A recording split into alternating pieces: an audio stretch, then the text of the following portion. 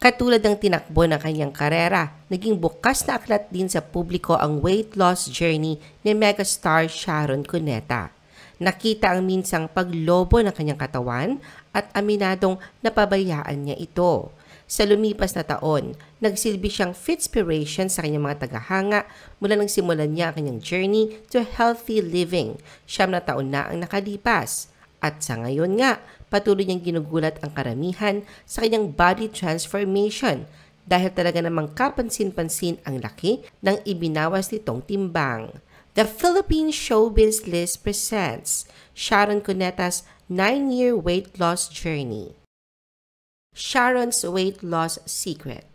Sa pagbaba ng timbang at pagbalik sa dating kurba ng kanyang katawan, aminado ang megastar na matagal niyang pinagtrabahuhan ang pagpapapayat na kanyang sinimulan noong January 2016. Proud si Sharon dahil hindi siya gumamit ng mga drastikong pamamaraan sa pagbabawas ng timbang. Aminadong tamad, hindi ang regular na ehersisyo ang nagbago ng kanyang katawan, kundi ang low-carb diet. Kung mag-workout man daw siya ay hanggang treadmill lang at minsan na nagsiswimming. Ayon kay Sharon, dumaan na siya sa iba't ibang klase ng dieta. Kabilang na nga rito ang mga hindi malusog na crash diet kung saan ay palaging bumabalik ang timbang at mas malaki pa kesa sa nawalang timbang. Dahil dito, tumigil siya sa mga crash diets at napansin niyang mas mahirap tanggalin ang rebound weight. Ngunit ang dieta na mababa sa carbohydrates at mataas sa protein ang talaga naman daw tumulong at naging epektibo para sa kanya. Paglilinaw ni Sharon, hindi niya lubos na iniiwasan ang carbohydrates sa kanyang dieta. Binawasan lamang niya ito at nasanay na siya. Kailangan lang daw niyang sanayin ang kanyang tiyan dahil kapag na-stretch ito sa sobrang pagkain, madali itong maging malaking bahagi ng katawan. Pero kapag lumiit ito, mas madali siyang mabubusog. Sanay din daw siya na ginagawang kanin ang gulay mula pa noong bata siya at nagpapasalamat na hindi siya mahilig sa mga matatamis na pagkain at inumin at maging sa kanin. Ngunit ang isa sa talagang iniiwasan niya raw ay tinapay at aminadong ito ang kanyang weakness. Sa kanyang ongoing weight loss journey, ibinahagi ni Sharon ang prosesong tinatawag niyang kain-ibon.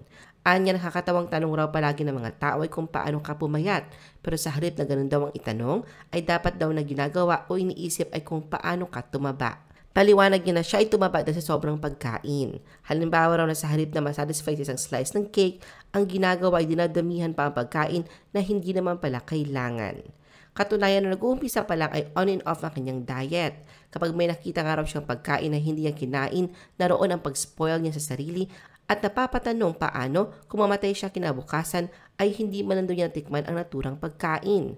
Kaya naman ang ginawa niya ay natuto siyang magbawas ng kinakain at ito daw ang pinaka-effective sa kanya ngayon.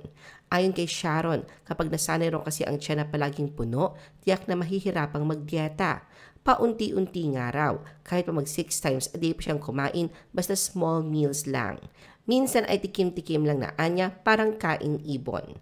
Anya, sa oras na masanay ang tiyan sa konti na lang, konti na rin ang hahanapin mong pagkain. Hindi naman ikinailan ni Sharon na minsan nagkikrave siya at pinagbibigyan ang sarili, pero disiplinado. Hindi din niya tinitimbang ang sarili dahil parang nadi-discourage siya kapag nadagdagan siya ng 1 o 2 pounds. Kahit na hindi alam ang timbang, sinabi ni Sharon na nakikita niya ang mga resulta na kanyang pagtatyaga tuwing nasusuot niya ang mga bagong damit kapag namimili siya ng bago at napapansin niyang ang dating sukat na kanyang ginagamit ay masyado ng malaki para sa kanya. Para sa megastar, ang sekreto ay lahat ng bagay ay kailangang nasa moderation. Sharon's weight loss journey is a commitment to herself. Determinadong pumayat, nagkaroon si Sharon ng commitment sa sarili kung saan ay nagpasya siyang magsimula ng mas malusog na pamumuhay. Nang tumuntong sa edad na 50, dito na niya inumpisahan ang kanyang weight loss journey. Ayon sa megastar, napagtanto daw niya na ang pagbabawas niya ng timbang ay para rin sa kanyang kalusugan. Maraming araw ang umaasa sa kanya at ayaw niyang mawala na lamang bigla dahil sa heart attack, lalo pat ang taas ng blood pressure niya noon. Dala ng takot ay dinadahan-dahan niyang alagaan ang kalusugan. Sinabi din ni Sharon na ayaw niyang mawala ng mga mahahalagang karanasan, katulad ng pagnanais na maabutan pang lumalaki ang kanyang mga anak at makalaro ang kanyang mga magiging apo sa hinaharap kung saan ay kaya pa niyang makipagsabayan sa habulan sa mga ito. Paliwanag ni Sharon, kapag ginagawa mo ang isang bagay para sa ibang tao o dahil sa ibang dahilan, hindi ito magtatagal. Kaya naman kinailangan niyang kausapin ang sarili at sinasabing kaya mo to. Bukod dito, gusto rin daw niyang maging inspirasyon sa mga kababaihang nawawala na ng pag-asang pumayat kaya nagpursige siyang mag-diet. Bagamat ang dahilan ng kanyang pagpapapayat ay health reason at bonus na nga lang daw na maganda kang tingnan sa screen, hindi itinanggi ng megastar na bilang aktres, nakaramdam din siya ng guilt na na-failed niya ang kanyang mga fans, gayong alam naman daw niyang iniidolo siya ng mga ito. Ayon kay Sharon, kung hindi siya artista, hindi raw siya magiging vain. Ibinahagi niya na tumagal siya ng napakaraming taon na labis ang timbang at naging obese dahil sa pakiramdam niyang kontento siya sa kanyang buhay. Ngunit sa kabila ng kanyang kasiyahan, malungkot siya dahil hindi na niya magawa ang mga bagay na mahal niya tulad ng pag-arte. Gusto niya raw na maging proud sa kanya ang mga Sharonians kapag pinapanood siya at makitang excited sila. Lahat pa ni Sharon, kung gusto maging leading lady, kailangan magmukha ka ding leading lady. Sharon on dealing with weight bashers. Bagamat may mga pumupuri sa nakitang determinasyon ng megastar na pumayat, kasabay naman ito ay mga batikos na kanyang natatanggap. Naging biktima siya ng weight bashing, ngunit palagi siyang tumayo laban sa mga ito. Inamin niya na nasasaktan at o-offend siya nang ang mga tao ay agad nag-assume na ang pagbawas ng timbang ay dahil lamang sa surgery. Nariyan ang mga komento kung saan sinasabing baka sumailalim siya sa gastric bypass, ngunit inamin niyang natatakot siya sa ganoong operasyon. Inaakala din daw ng iba na ang pagbawas niya ng timbang ay dahil sa liposuction. Bagamat aminadong naranasan dati ang liposuction, paglilinaw ni Sharon, pansamantala lang ang epekto nito at kailangan ng disiplina sa sarili upang mapanatili ang timbang kung hindi raw babalik ang taba sa ibang bahagi ng katawan. Ayon kay Sharon, hindi siya naniniwala sa mga mabilisang solusyon kung nais niyang magpa-surgery. Ginawa na sana niya ito noon ng mas maaga. At kung nagpa-surgery man daw siya, ito ay upang tanggalin lamang ang sobrang balat sa kanyang katawan matapos mawala ng higit sa 100 pounds. Ito ang ibinahagi niya sa isang panayam noong 2023. Paliwanag ni Sharon na sa pagbawas niya ng timbang, mas naging saging ang kanyang balat. Nagpa-reduction nga raw siya ng dibdib noong panahon na puro balat na lamang ito. Nagdesisyon din siyang magpa-surgery sa mga braso upang tanggalin ang sobra at maluwag na balat. Ayon sa megastar, hindi naman daw kailangan itago ang naturang operasyon dahil hindi naman ito nakakahiya. At sa matagumpay niyang weight loss, nariyan ang pag-iwan niya ng mensahe para sa mga nagmamaliit sa mga may problema sa timbang. Ayon kay Sharon, hindi na mawawala ang body shaming sa panahon ng social media kung saan ang mga tao ay anonymous. Payo niya, huwag seryosuhin ang mga bashers at pakinggan ang mga taong mahal at kilala siya, nagsasabing ingatan ang kalusugan. Huwag din daw pansinin ang mga tao na gustong sirain ang araw mo. Ayon pa sa megastar, natutunan na niyang huwag patulan ang bashers at ngayon ay nagbablock na lang siya o pinapabayaan na ang mga hindi mahalaga at may admin naman daw siyang tumututok sa mga comments. Sa isang Instagram post noon, nag-iwan siya ng isang matabang na mensahe para sa mga biktima ng bashers na eat whatever you want and if anyone tries to lecture you about your weight, eat them too. Sharon reflect on her 9-year weight loss journey.